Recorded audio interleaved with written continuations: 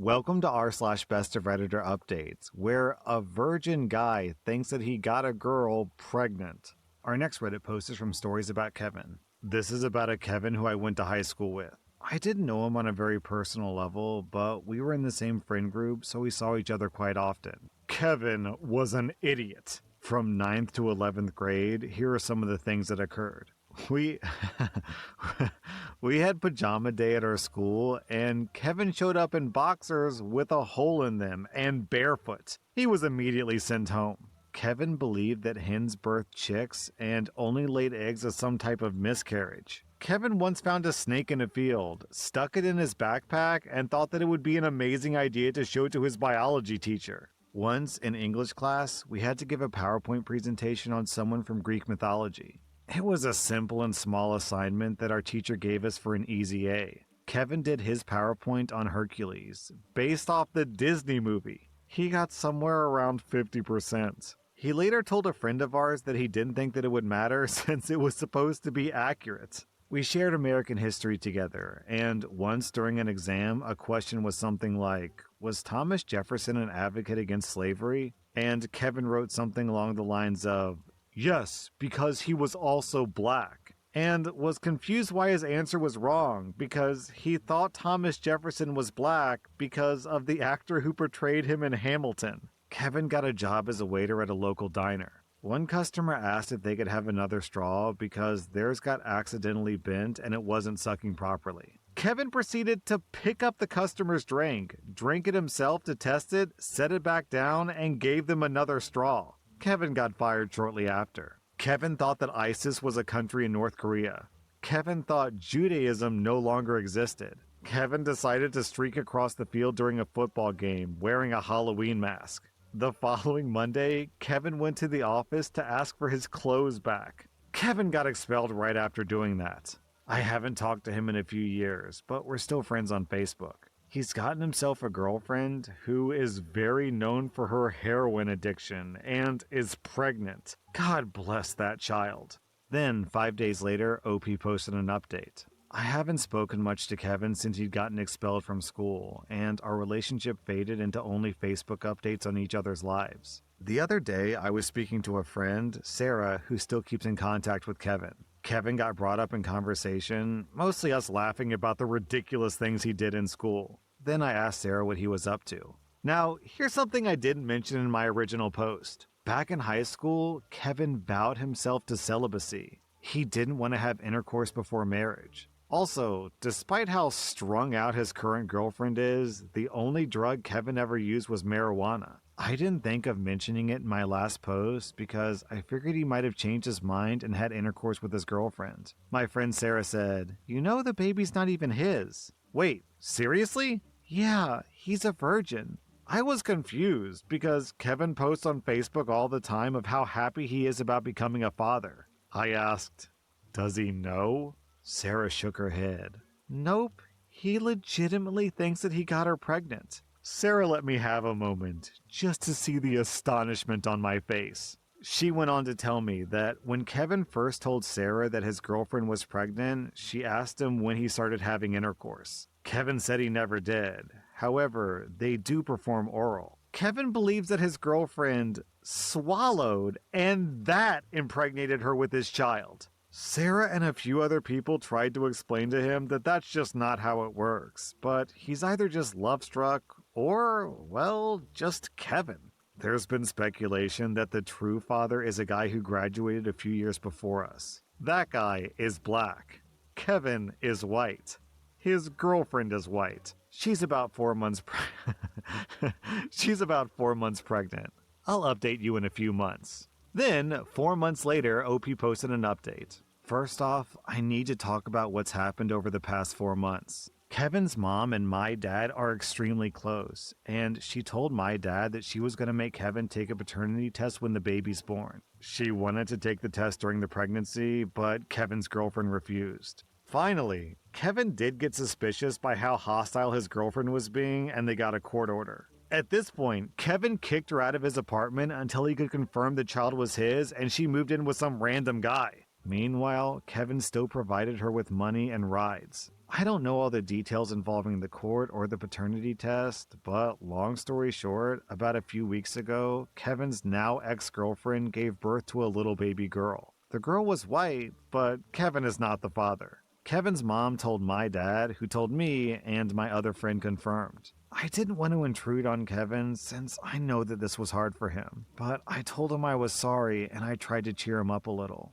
I don't know who the father is. I don't even think his ex-girlfriend knows. The ex-girlfriend still claims Kevin is the father and is a deadbeat who doesn't want to be a good father. Me and a few others have called her out on numerous lies on Facebook posts, but I was blocked. Kevin is slowly pulling himself back together, and I think he's doing a lot better. He definitely feels like a moron, but he's doing good. The other day we decided to FaceTime, and he was trying to remove jammed toast from the toaster with a butter knife. So, there's that. I stopped him from doing that.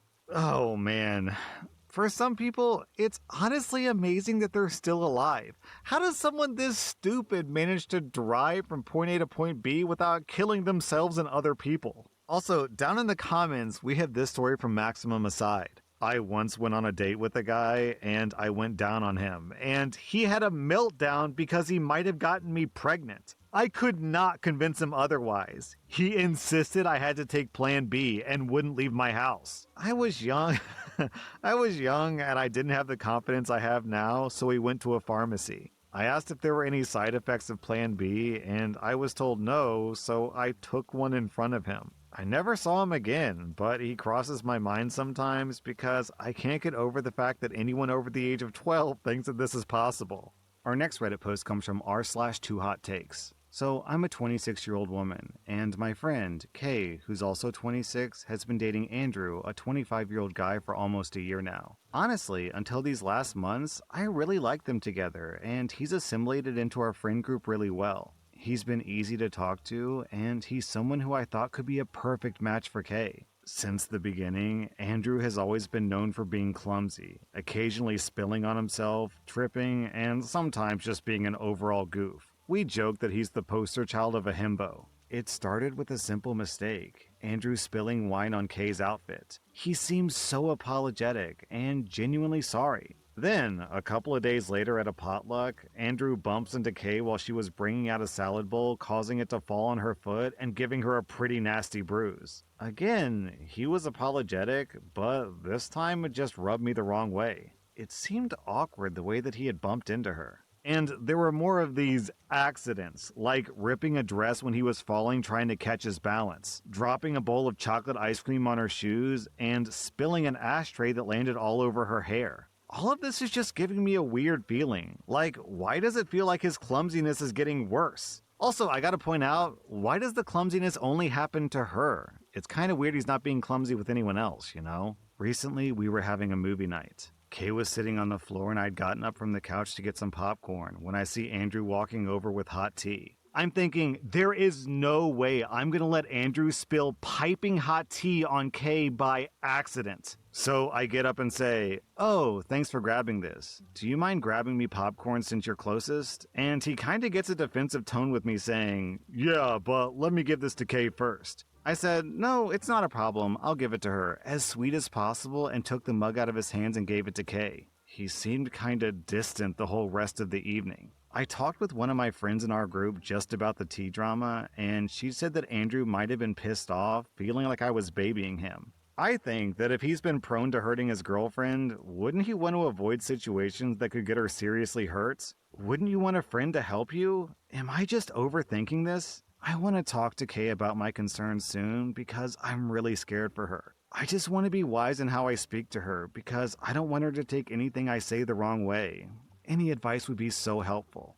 Then, the same day, OP posted an update. This evening, I got a text from Andrew. It seems that my friend, Sarah, had told him about the tea situation. He texted, "Hey, just wanted to reach out and let you know that I wasn't pissed with you." I played it cool and just replied, "Hey, no problem, man. Just wanted to make sure all was good with you." He messaged me back, "Lol, yeah, why wouldn't I be?" And I left it alone after that. I reached out to Sarah to ask how the story was relayed to him, and she explained that it sort of came up in conversation. She had told him that I hadn't meant to baby him and hoped that I didn't make him pissed off by taking away the teacup. Sarah is a fixer, and I think that she just wanted any conflict between us to be resolved. While I know that she was coming from a good place, I'm a bit frustrated to have my words twisted into what she believes happened. Then OP adds a few clarifying details in the comments. Andrew's clumsiness, while apparent, was always self-inflicted, like a small spill or mostly tripping over his feet. Only recently, his behavior has become more pointed towards Kay. Like, it's rarely him who gets injured or spilled on at a party, it's only been Kay. Also, the dress that he ripped was one of her favorites. Also, when he spilled chocolate ice cream on her, it completely ruined her heels, which were white. Then, 3 days later, OP posted another update. So I talked to Kay this morning. I started off the conversation normal when Kay says, "Hey, why were you concerned about Andrew bringing me tea?" I said, "I'd noticed that he'd been more clumsy lately, and I wanted to avoid either of you getting hurt." She was quiet for a bit, then asks me, "Do you think it's odd how he's been acting?" Considering the advice that I got from these posts, I said, "I care about you and I want you to be safe. I don't want to hurt you or Andrew, but I feel like most of the accidents have come at your expense. I don't want it to get to a point where you have a worse injury." This is when Kay burst out crying like I have never seen. After composing herself enough to talk, she says that she's been so suspicious of how these accidents have been centered around her, and how validating it was to have someone else feel the same way. It's been causing her a lot of anxiety, and she felt so relieved when I took the teacup away from him. She's tried to suggest to Andrew that he should go to a doctor, but he just says that he's perfectly fine. Kay isn't confrontational, so she just drops it. So I said that how recently Sarah, Andrew, and her were all hanging out together. Sarah told Andrew that I was upset that he was hesitant to hand me the teacup, and it was a completely different story from what Sarah told me. I said something along the lines of, "Hey, did you think that I upset Andrew by taking the tea when I asked him to get me popcorn? I hope I didn't come off as rude." Then Kay told me something really disturbing. How during this conversation, Andrew and Sarah started joking about Kay being a battered wife. How ridiculous the idea would be if Andrew was really abusing her, and some really dark jokes. This had Kay feeling like she was crazy to think that these accidents might be on purpose. Also, they had said some things about me that made Kay so upset that she couldn't even tell me. Kay said that she felt trapped living with him and how he's intertwined in our group. She felt like she needed to wait to have proof that he was faking it to make it worth having a bunch of drama. I feel horrible that she's felt so alone in this. I was pretty blunt and just asked, "Do you still love him?" She responded, "I don't. I think I don't even like him anymore." So we talked about the best way for Kay to leave Andrew being as safe as possible. Kay called in sick to work, and we went over to her house and talked with her friend, Leah, her roommate. Andrew was out at work, so we quickly moved all their things into Leah's room. She has a key to her door. Anything that was super sentimental to either of them, we packed in my car. Kay is going to stay at my house, and Leah wanted to stay with a family member who lives not too far away. Kay has written a letter to Andrew ending things. She's going full no contact. She set a date that she expects him to leave.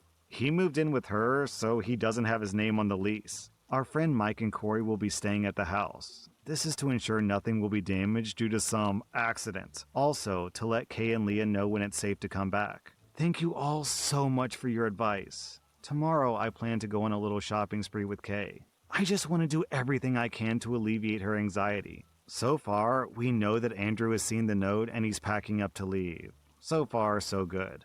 Then, a few weeks later, OP posted another update. First off, Kay is safe. However, last week, Sarah dropped by one of our friends' house to leave a letter for Kay in her mailbox. It was very odd. It was written from both Sarah and Andrew's perspectives. What? Saying how hurt they were, that the way they've been treated was so unfair, that it isn't healthy to go from being someone's everything to just shutting them out entirely. They said how they were happier without outside influences, and they hoped that Kay could find the freedom they'd found together. They said a lot of gross comments about personal struggles of myself and others in the friend group that paint us as crazy people. Yo, what? What?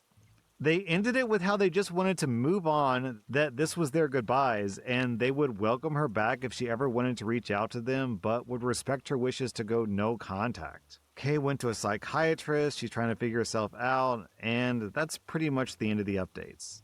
Okay, I can actually speak on this. I am a very, very clumsy person. It's not funny, it's not cute, it sucks. In the past year, I'm not exaggerating, in the past year, I have fallen down an entire flight of stairs. Not from the middle step, not from almost the top step, but from the very top step. Tumbled all the way down, it hurt all the way down, landed on my butt, had a giant bruise, it sucked. Here's a video that I dug up that my wife took of me pushing my daughter on a swing set at the playground and me pretending that she's kicking me. And somehow I managed to trip and just completely faceplant in the middle of the park.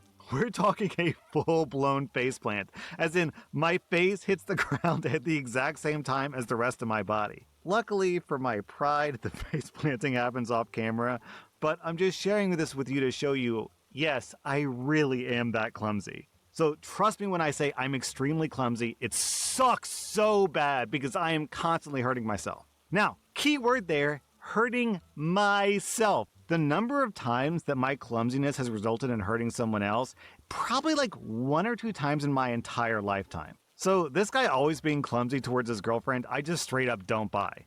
That's not my experience at all. Most of the time it's just you're by yourself, you're getting out of the shower, you slip, you land on your knee hurts for a week, and that's just kind of how it goes. Also, because I'm so clumsy, I have learned that I have to develop safeguards against myself so that I don't hurt myself or others. Every single time that I walk up or downstairs while I'm carrying my child, I hold the railing. No exceptions. I don't care if it's 1 step, 2 step, 3 steps, I always hold the railing because I know, Dabney, because you're so clumsy, you can't afford the risk. You have to hold the railing because otherwise, actually, now that I think about it, I'm not even exaggerating. 2 weeks ago, I was carrying my daughter down the stairs and I slipped on the stairs and I twisted, but because I was holding the railing, I was able to keep both of us upright and it was no harm, no foul. I wear slippers I'm wearing slippers right now. I wear slippers every single day. I'm in a hot booth, you guys. I'm in a recording booth. It is hot in here. It's stuffy. I'm wearing hot slippers because I just wear them all the time because if I don't wear slippers, I will fall on my face. I literally need the traction.